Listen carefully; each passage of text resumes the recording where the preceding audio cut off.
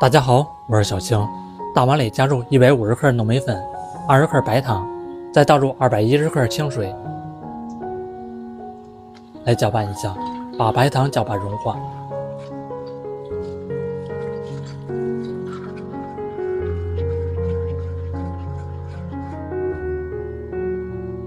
再準備幾顆紅棗，先去掉棗殼。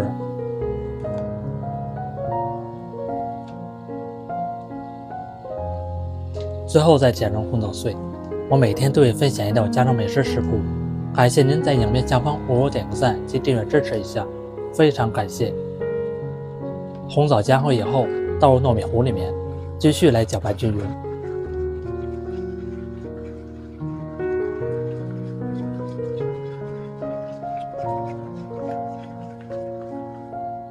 準備一個平底鍋，表面噴一層食用油，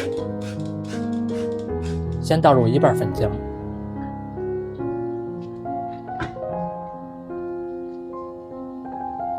用筷子攤開平整，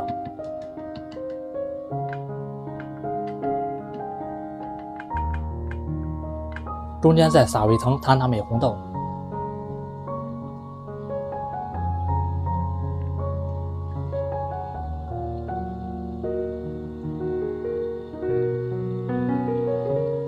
接着再把剩余的糯米粉浆倒入進去，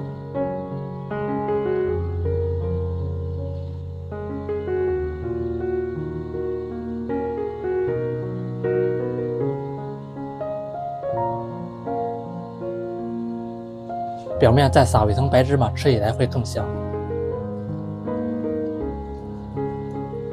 翻成手小烤慢慢煎。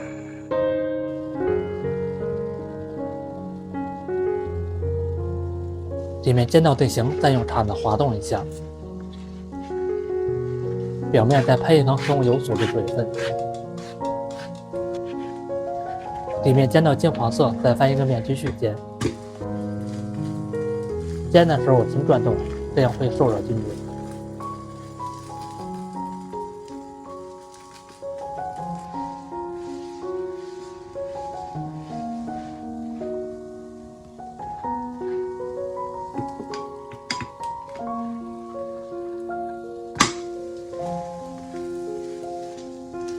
全程大概煎12分鐘左右，把兩面都煎到金黃酥脆的樣子就可以了。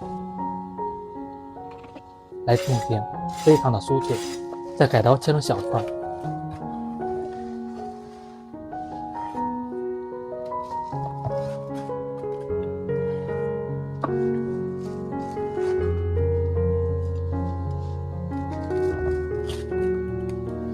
這麼一道紅棗糯米餅就做好了，吃起來的口感，外面是脆脆的，非常的酥，裡面也是糯叽叽的，香甜可口，不油不膩。沒事的時候在家裡做一張，小朋友非常愛吃。做法簡單零基礎，喜歡吃就把它收藏起來試試吧。感謝您的訂閱支持，我們下期食譜再見。